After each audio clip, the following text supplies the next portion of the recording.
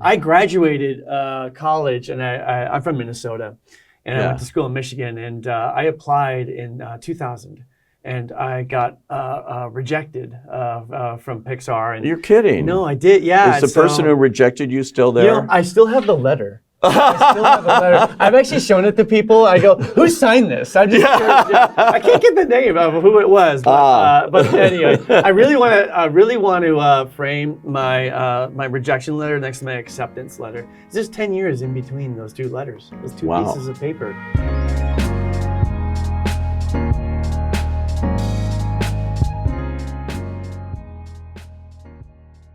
Anxiety. I'm one of Riley's new emotions, and we are just super jazzed to be here.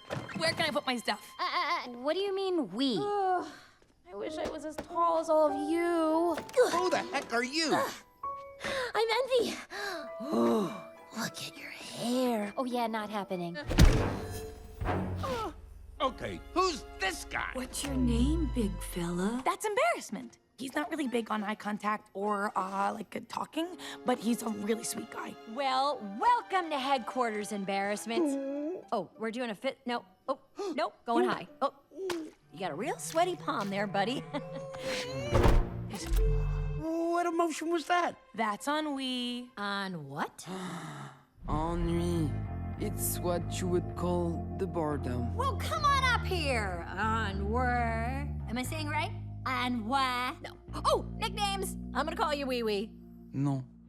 Welcome to Behind the Lens. Today, on Behind the Lens this season, I have had numerous directors of very big movies, but until today, I didn't have the director of the #1 movie in the world for 2024, Pixar's biggest movie at the box office ever, and the records continue to be broken. Welcome Inside Out 2 director Kelsey Mann. Thank you so much. I almost want to feel like, where is this person? Oh, it's me. It's crazy. I mean, that's really like how I feel. Like it's. I would hope it would do well, but the fact that it's been so embraced by the entire world is overwhelming. It's been amazing. So. I left out one thing. Oh, yeah. This is your feature film debut as a director. It is. So why not start at the top? I know. Why not? It's all downhill. It's all downhill from here. Yeah. Boy, talk about I just wanted to make a good movie that was a follow-up to the first film, which is so beloved by so many people, including myself and a lot of the people on the crew. I just wanted to do it justice, and boy. I'm overwhelmed. There is something about it. And this is also, I mentioned there's a bunch of records, and there are. This is also the first animated film to gross over $1 billion in that little circle there. Yeah. There are like the top 12 movies of all time. This is the only animated entry too, which begs the question, what is the universality of this that just has connected and has exceeded the first film? Yeah, I think it's a couple things. I think one is just the premise of the film that Pete Docter, who's the director on the original film, came up with. It's all about going inside our heads and talking about our emotions, and we all have them. And it kind of doesn't matter who you are or where you live. We all have anger and joy and sadness, and I don't know if it's good or bad, but we also have anxiety. Yeah. And all over the world. And I think that's the other thing that we've tapped into. When I first started on the film, it was January of 2020. Yeah. Pre-pandemic, right? That's when I began. And Pete didn't really. He said, I think there's potential there to tell another story. I don't have an idea, but I think you'd be a good person to go off and see if there is something. Even though at that point you had not directed a feature film for. No, I hadn't. In fact, I should say that you joined Pixar in 2009. Yeah. You were the story supervisor on Monsters University in 2013. Worked a little bit on Toy Story 3. You directed the short Party Central for Monsters University, and was a story supervisor on some of their other films, The Good Dinosaur, Onward. But you had never directed a feature film for Pixar. No, and I never thought I ever would. It took me a long time to get a job there. You know? It took me 10 years to finally get a job there as a story artist, and I thought, oh, finally, I did it. I'm going to retire a Pixar story artist, and I'd be so happy. Yeah. And then I got to be a story supervisor, which I never thought. You know what I think? I think I got to be a story supervisor because I had all this experience, 10 years working in the industry before I got a job At different there. places. Like you came here to Los Angeles, didn't you? Yeah, I did. Yeah, I came here and I took I worked at a bunch of little tiny studios, and I kept taking night classes. There's so many wonderful opportunities of classes that are being taught by professionals that are working during the day in the jobs that I want to get. Right. And so my first big break was Cartoon Network. So I worked there on a couple of shows, and I learned a lot. And I got to direct there. Yeah. And I got to direct commercials when I was in Minneapolis. So I think all those experiences helped give me a lot of leadership skills. So when I got in, I got surprisingly offered these story supervising positions, which I never thought I would ever get. So you're overseeing all the storyboarding and everything? Yep, the whole story team. And at Pixar, you are very involved. When you're a story supervisor, you're very involved with the director and the writer and the editor. So you're right there you're right there in the room helping figure out and shape the story. So it really helped me become a director. And so, when I had this meeting that was on my calendar, it said like it was Kelsey, Pete, and Jim. Jim Morris is our president at Pixar. Sure. Had no idea what the meeting was. It was just like in Jim's office. I'm like, what is this meeting? Okay. This is either going to be the worst meeting in the world, my last one maybe. You're fired. You know, or it was the best, and it ended up being this the best. is anxiety. It is, it's funny. In person, this is anxiety. It's funny. Looking back on it, I'm like, oh, I put my experience of almost making the movie up on the screen. It's my own battle between my utter joy of getting this opportunity and also the overwhelming anxiety I feel for not only directing a Pixar film, but also a follow-up to a movie that everyone really loves. Exactly. So when you went into that meeting, they said to you, no, you're a director now. Yeah, Pete was like, I think he talked about the movie and talked about actually revisiting a world. He goes, I've been thinking about some worlds that we could revisit. And I thought it would be one of the films that I worked on. I'm like, is he going to ask me to do a follow-up film to one of the movies I was a story soup on? And he said, I was thinking Inside Out. And I was almost like, with me? And he goes, I think because he was the director of the original, obviously. Yeah. And he's our chief creative officer at the studio, and he said, I think you'd be a good person to go off and think of an idea and see if there is a story worth telling there. Yeah. And I leaned in pretty quickly into anxiety, both in my life but also with the film. I made a whole list of emotions because I wanted new emotions to show up. You did. I really tried to You know what's cool is I was at the studio when we were making the movie, but I was on, I think it was A Good Dinosaur at the time. Yeah.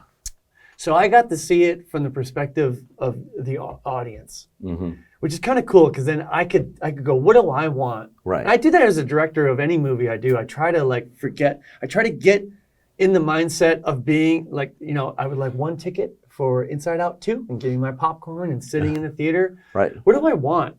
What am I hoping for? Yeah. I try to lean into that. And I wrote down, I want new emotions to show up. Yeah. I just felt like I wanted that as an audience member. So I made a list of all the possible emotions that I thought could show up. And anxiety was on that list. And I got drawn to her immediately. And I remember circling her on the list and going I think there's a story here that I think I can relate to, especially as a teenager, but even as an adult today. And that was pre-pandemic. Wow. Yeah, I did a lot of research with what teens were going through at that time. So I wanted me to relate to it, you to relate to it, Yeah. But it's been a long time since I was a teenager. But I also wanted, what are teens going through now? And anxiety was on the rise in teenagers, especially teenage girls. Yeah. Before the pandemic. And then the pandemic happened, and it went up in not only teens, but in everybody. Yeah, that's so interesting. You have kids yourself? I do. I've got 2 kids. I've got a boy and a girl. And when I started, my daughter was 13 and my son was 14. And so it was right in the age So you're I like wanted to observing tell. them all the time? Yeah, well, I really did because the pandemic happened and we went home. Right. And so literally, it was really weird. It was really weird to have my story room be boarded, to my home. Right. Because so much of what you're doing in the story room is talking about your lives. Yeah. What it means to be a person, a father, and you're talking about what it was like for you to be a teenager and what it's like to raise teenagers. I was definitely self-conscious because they're literally right outside my door, and they can hear me talking about them, which is my job. That's what I'm supposed to be doing. That's it. Yeah. And talking it in the most real, authentic, vulnerable way possible. It's amazing to me that you came up with this whole list. You think when you saw the first film, okay, they pretty much got it all, but it is an endless well. It's funny. Even with the new emotions, I remember Meg LaFoe, she wrote on the first film. And we actually worked together on The Good Dinosaur, and we really worked well together. She was the first writer on the film. Yeah. Dave Holstein came in the end. But Meg and I, we had to convince Pete that adding new emotions was something we could do because there are a lot of emotions you can choose. And he's like, we ended up choosing 5 for a reason. So to open up the door to add more, we had to convince Pete. There was a point where we were like, we can't go any further until we convince Pete that we can figure out a way to add new emotions in a way that made sense and visualize them. And visualize them. Yeah, that was a whole nother side of it. Jason Deemer, our production designer, and his whole team did such a great job. But I remember joking to him at one point, we're going to run out of colors here at a certain point. Yeah. That's so funny. Yeah, isn't that crazy? Yeah. I said to him, can't your team just invent a new color? Come on, man, you guys are talented. We need more colors here. I think what's interesting too is you're not only widening the scope of emotions, you're widening the camera aspect ratio. Yeah. In the movie too, to 2.39 or something. Yeah, 2.39. You know where that came from? That came from a couple things. So I worked with Dan Scanlon, who directed Monsters University and Onward. And I remember when I started this film, he gave me a piece of advice. He goes, you know what? When I was working on Monsters University, he got asked the same question: what aspect ratio do you want? And he goes, I don't know. What was the first film? And they're 1:8:5. And he goes, oh, let's just do that. And then later he thought, I should have paused. I should have paused in that moment and thought, what does this movie need? Yeah. And I got some really good advice early on too, not only from Dan, but also from Andrew Stanton. I said, do you have any advice for doing a sequel? And he said, yeah, the sooner you start thinking of this film as an original, the better off you're going to be. And that really rang true to me because I looked at all my favorite sequels. I made a whole list of all my favorite sequels. And I made a list of sequels I didn't think were as successful. And I kind of stood back and analyzed, why do I like these, and why do these not work as well to me? And I'm like, there's a sense of originality to the ones I did especially at Pixar, which was famous for their first few years of not doing sequels. Yeah, they sort of were the anti-sequel with all this success. Hollywood loves to just do it again. Yep, they avoided that. They wanted to go to directed-video. Do you remember that for Toy Story 2? Yes. That was directed-video. And then they switched, and I'll never forget sitting and seeing Toy Story 2. Yeah. I love Toy Story. I love Bug's Life. And I'm like, oh, let's see how they do a sequel. Yeah. Are they just going to phone it in? And I went in thinking that they would do that, and they did not. And I remember sitting there watching the credits of Toy Story 2 going, wow. Even with a sequel, they're giving it their all. And it really made me want to work there. But yeah, so back to the aspect ratio, I got asked that question and I paused. I go, what does this film need? Right. And I thought about what Riley's going through. I thought about think of it like an original. Yeah. What does this story need? And I'm like, she's a teenager. She's going through change. Her world is expanding. Wait a minute. The aspect ratio should expand along with her. Right. And also, I knew I wanted to add new emotions. And if you remember the end of the film, they added a longer console. That's right. It went wider. Yeah. And so I knew I needed to add more. I'm like, I think I need the screen space even to fit all the emotions. That was honestly the first decision I made on the film, which is what aspect ratio. That's hilarious. Yeah, isn't that crazy? But it all came from that kind of advice from both Andrew and Dan. And it's great that you cast it with this voice cast. Of course, Amy Poehler is the anchor as Joy. We're happy that Joy can still be in this. Yeah. In the world as it is today. You know? We need a lot more joy in We this need a world. lot more joy. And you're giving us a lot more anxiety, envy, ennui, and a little bit of nostalgia. I love June Squibb. Oh. She was here, actually. She was? Yeah, she did my other show, Actor's Side. But remember and she when talked about this.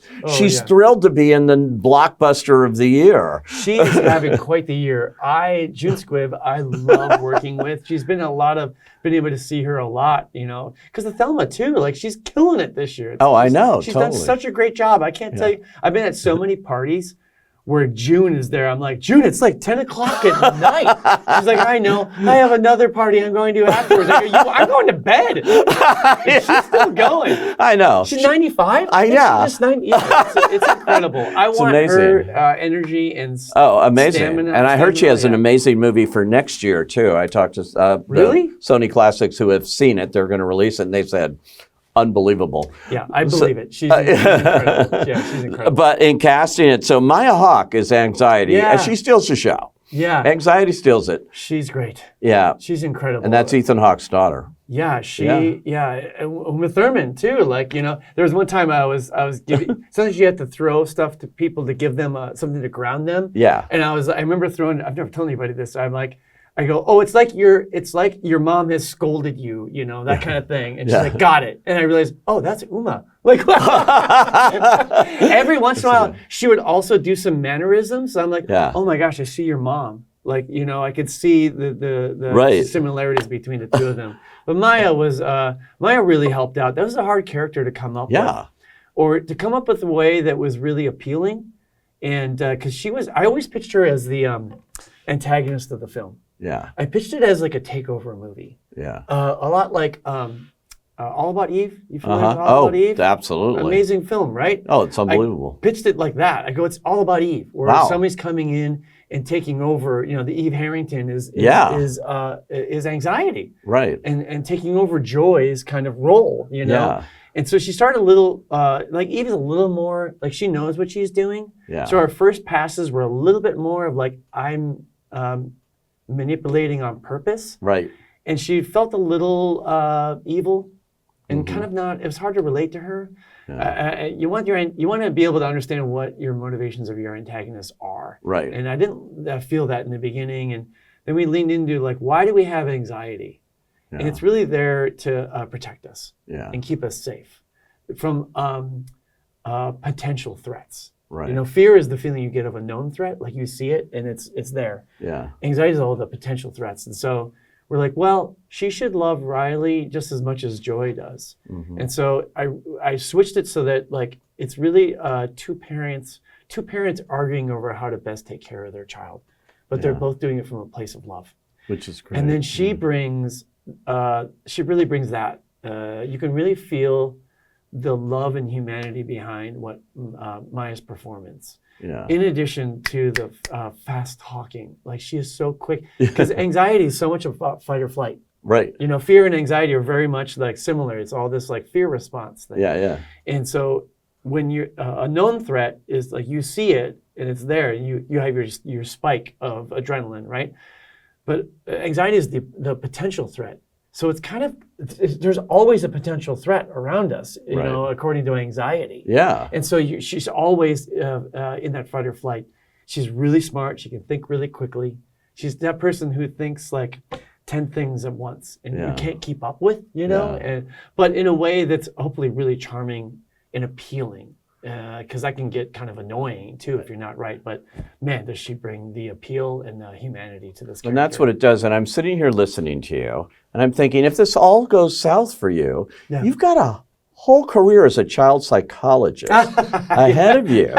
But you have really absorbed all this stuff in creating art to be able to do this. But it's also worth 1,000 books here. That's what they say, one picture. Yeah. You know, and this is doing a lot beyond your normal entertainment here. Yeah, there's no guarantee that we were going to make this movie, because if I didn't come up with a story that we didn't get excited about, we wouldn't make the movie, right? Right. And so I did all this research, and I remember thinking, well, if they don't make this movie, at least I'm going to be a better father. Because I learned a lot. I really learned a lot. There was so many wonderful. Lisa D'Amore is a wonderful clinical psychologist and author and podcaster, and I read so many of her books, and she's just been immensely helpful. And Dacher Keltner, he was on the first film, and he came on this one, and I really learned a lot, so much. So amazing. So you said you made up a whole list of emotions. So I imagine you still have that list. I do. Which begs the question, as I said, whenever you have success, and this is huge, $1.698 billion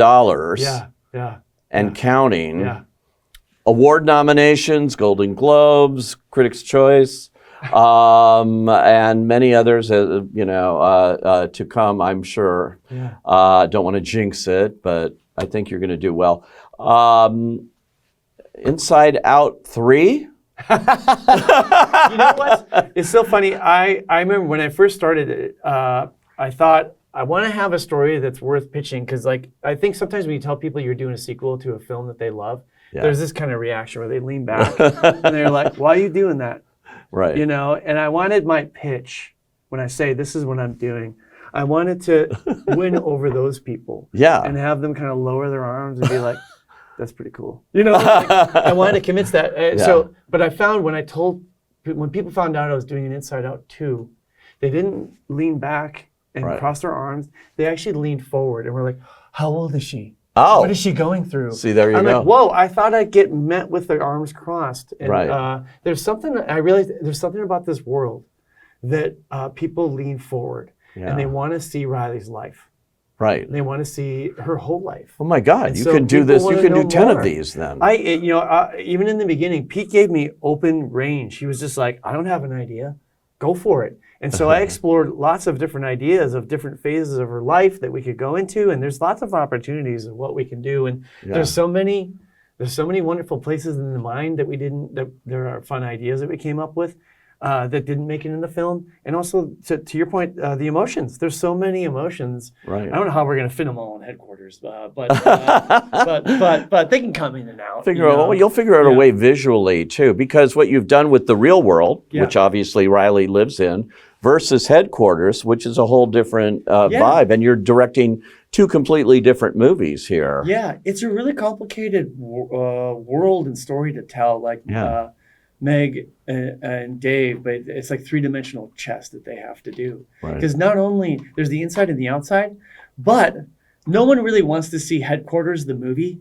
Right. Everybody wants to, you got to go out in the world. You got to go out in the mind world, right? And so then you have three elements going. Yeah. You have the outside, you have the inside in Headquarters, and you have the inside out in the mind. And then we also split up joy and sadness in the group, and we've got kind of another story. It's really complicated, and they all have to talk to one another. That's when the movie works really well, is when this one affects this one. Sometimes we would have a really good idea, but they didn't talk to each other. That's interesting. So you have to have stories that overlap as much as possible. But it's incredibly complex. All right, well, you heard it here. There is going to be an Inside Out 3. I don't care if you haven't made the deal or whatever. Bob Iger, if you're watching, we've got it figured out. Or you do. He does. Kelsey Mann, thanks for joining us on Behind the Lens. It is an honor to be here and to be with you today. Thank you so much for having me on the show.